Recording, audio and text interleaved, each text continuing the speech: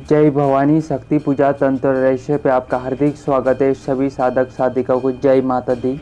आज हम आपके लिए जानकारी लेके आए मंत्र का जप कितने प्रकार से किया जाता है और कितने प्रकार से किसी भी मंत्र का जप करना चाहिए आप लोगों को। हमारे धर्म शास्त्रों के अनुसार बताया गया है किसी भी मंत्र का जप 3 प्रकार से किया जाता है। पहला जप जो कहा गया है हमारे धर्म शास्त्रों के अनुसार उसे कहते हैं मानसिक जप। जो दूसरा जप बताया गया है उसे कहते हैं वाचिक जप और जो तीसरा जप बताया गया है उसे कहते हैं उपांशु जप। तो किसी भी मंत्र का जप आप 3 प्रकार से कर सकते हो। जो 3 प्रकार से जो मंत्र का जप किया जाता है इसके जिस तरीके से भी आप जपते हो, जैसे कोई मानसिक जप करते हो उसका अलग फल मिलेगा आपको, जो वाचिक जप है उसका अलग फल मिलेगा, जो उपांशु जप किया जाता है उसका अलग फल मिलता है। किसी भी मंत्र का जप कर रहे हो उसके अलग अलग फल भी प्राप्त होते हैं आपको। हम आप लोगों को बताएंगे कि आप किस प्रकार से जप कर सकते हो। 3 प्रकार के जो जप किए जाते हैं वो कैसे किए जाते हैं और इन जप करने के जो तरीके जो होते हैं उनके अलग अलग फल की प्राप्ति कितनी होती है, इसकी संपूर्ण जानकारी आपको इस वीडियो में बताएंगे।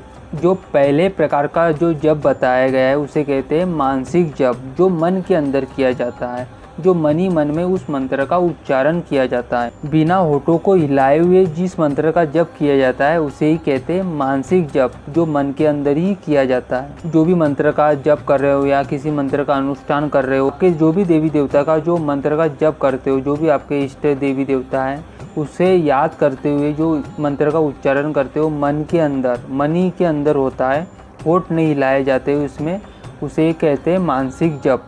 जो भी मानसिक जप किया जाता है उसके 1000 गुना फल की प्राप्ति होती है। तो इस प्रकार से मंत्र का जप आप लोग कर सकते हो मानसिक रूप में, जो मन में ही दोहराया जाता है बिना होठों को हिलाए हुए। जो दूसरे प्रकार का जो जप बताया गया है उसे कहते हैं वाचिक जप, जो ऊंचे स्वर से जिस मंत्र का जप किया जाता है उसे ही कहते हैं वाचिक जप। जैसा कि आप थोड़े ऊंचे स्वर में पढ़ते हो ताकि लोग भी सुन सके स्पष्ट तरीके से, उसे कहते हैं वाचिक जप, जो ऊंचे स्वर में किया जाता है। जो भी वाचिक जप करता है, ऊंचे स्वर में पढ़ता है, उसे 100 गुना फल की प्राप्ति होती है। जो तीसरे प्रकार का जो जप किया जाता है उसे कहते हैं उपांशु जप। अब उपांशु जप कैसे किया जाता है, जो आप मंत्र का उच्चारण कर रहे हो वो आपको सुनाई दे स्पष्ट, आप बोल भी रहे हो और आप ही सुन सकते हो, इतने स्वर में जो जप किया जाता है उसे कहते हैं उपांशु जप।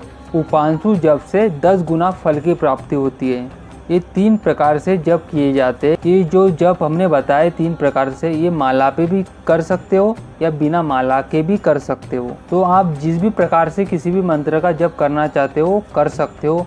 किस प्रकार कर सकते हो, उसका फल क्या मिलता है, इसकी पूरी जानकारी बता दी। एक बात का याद रखना है आप लोगों को, जो वाचिक जप किया जाता है आपको पता है कि स्पष्ट इस मंत्र का उच्चारण हो रहा है। जो जप उपांशु किया जाता है वो आप ही बोलते हो, आप ही सुनते हो, यानी कि आप सुन सकते हो। इन 2 तरीके से जप किए जाते हैं, इसमें आप बोल भी सकते हो, सुन भी सकते हो। आपको मालूम होता है कि आपका मंत्र का उच्चारण स्पष्ट और सही तरीके से हो रहा है। लेकिन जो मानसिक जप किया जाता है, बहुत से लोग मानसिक जप अधिकतर करते रहते हैं, घूमते फिरते या किसी कार्यों को करते हुए भी मानसिक जप करते। जो आपके इष्ट देवी देवता रहते हैं उनके मानसिक जप आप लोग करते रहते हैं, मंत्रों को याद कर लेते और आप मन में गुनगुनाते। लेकिन आपको ये पता भी होना चाहिए, आपको महसूस भी करना चाहिए, आप जो मन में गुनगुना रहे हो, वो मंत्र का उच्चारण कर रहे हो, वो मंत्र स्पष्ट तरीके से आप अपने मन में गुनगुना रहे हो कि नहीं, उसको भी महसूस करना है। समय समय पे आपको ध्यान भी देना चाहिए कि उसका उच्चारण आपके मन के अंदर शुद्धता से हो रहा है कि नहीं, स्पष्ट हो रहा है कि नहीं। जैसे एकांत हो गए,